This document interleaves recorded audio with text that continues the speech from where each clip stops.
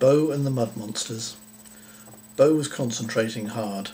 She had stuck her tongue out as she grappled with her colouring in work. Bo loved drawing pictures, and today the kitchen table was covered in paper, pencils and paints. She had a red blotch on her nose and a black stain on her elbow where she had rested her arm in some nearly, but not quite dry, paint. Dee was outside in the yard talking to the hens. She had been upset to discover that they had laid only 2 brown eggs, which Bo and Pikey had eaten, leaving none for her. "If you don't lay one for me tomorrow, then I wouldn't be surprised if you don't end up being lunch," she had exclaimed. The hens ignored her, and having rushed up to her at first because they thought she had brought them food, were now wandering off to seek grubs and insects in the field. "Humph," grunted Dee, and decided to go and find Pikey. She knew where he'd be, down by the creek.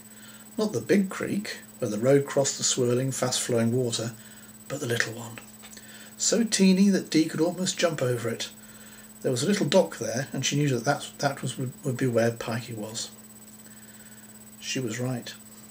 She could see him lying flat and peering into the water.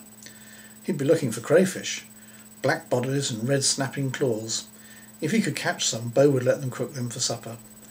He didn't look like he was trying very hard, though. The sun was warm on his back, and he might even be asleep. Dee crept up on him and tickled the soles of his bare feet. Pikey pushed his feet apart, turned and beckoned her to look down into the depths. "What are we looking at?" said Dee. A reasonable question, she thought. "Fish," came the reply. "There. Silver and green and purple." Dee looked deep. She couldn't see anything. "There," Pikey said again. Dee still couldn't see anything. "Look," he said. She wriggled closer, and then it happened. Splash! Dee went into the creek head first. "You've frightened them," Pikey called. Dee didn't care. She was soaked through and a little bit frightened. "I know," she thought. She put her hand out for Pikey to catch hold of. He did so, but instead of pulling her, she pulled him. Splash! And he was in beside her. Pikey came up spluttering and found Dee giggling. "Help!" called Pikey. "I'm drowning!" Dee giggled all the more. "You are very silly, Pikey. The water is only 6 inches deep." But Pikey was going down. He found that his feet were being sucked down into the mud of the creek bed, and soon it was around his knees. Pikey was getting very frightened. "Help me, Dee! Help me, please!" Dee put her hand around his waist and pulled hard. Nothing happened. She tried again, and still nothing happened. Now Dee was a little frightened too. She got hold of his belt and pulled for all she was worth. Slurp and Pikey was free. "Come on, let's get out of here," he shouted. Holding hands, the 2 of them waded for the shore. But before they could get there, they both fell over, splat into some fresh mud. Dee found that by lying quite flat, she could move slowly without sinking. "Do what I do," she called to Pikey, who looked like he was eating the mud. "Trying to," he mumbled between mouthfuls of gluey, yucky, brown, gritty mud. Together they slowly crawled along until they reached the safety of the bank. There they lay whilst the sun slowly baked their mud-encrusted bodies dry. Bo had got bored. She just couldn't get the colours right. She decided to go and get some lemonade and find the others. She drank the cool, fresh soda and then headed for the yard. She found the hens pecking away at the ground, but there was no sign of Dee. She went into the hen house to see if Dee was there waiting for an egg to be laid. A lovely, rich brown egg, but she wasn't.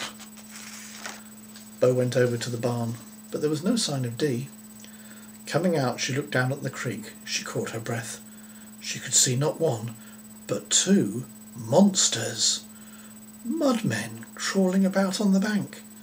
They were brown and black, huge, and looked very scary. Bo prayed that Dee and Pikey weren't down there. What if the monsters had eaten them? They weren't moving very much. Perhaps they had just had a jolly good meal of her friends. Bo didn't know what to do. Crying wasn't the answer. She'd jolly well march down to the creek and have it out with them. But what if they had big teeth and snatched her? She didn't want to be supper. Crouching low, she ran back to the house. She went into the kitchen to the big cupboard and took out the broom. She wished that she had something better, but the broom would have to do. She approached the creek from the bushes. The monsters were lying on their backs with their arms stretched wide. Resting after eating my friends, Bo thought. She was quite cross now. Creeping as silently as she could, she got to the other side of the dock and lay flat. She wondered what to do.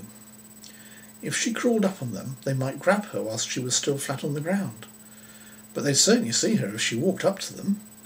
She decided to rush at them. Gripping her broom, she stood up and charged at the two prone creatures. "Eat my friends, would you, you monsters!" she shouted, and started to lay about them with the broom. She heard the satisfying moan as the broom handle connected with the bigger of the two's legs. "Oh!" squealed Pikey. "Stop that, Bo! We're not monsters. We're just grubby and muddy from the creek." Bo stopped dead in her tracks. She peered into the muddy face of Pikey. Then she slowly turned to look at the shocked face of Dee. "How? Where?" "Oh, never mind.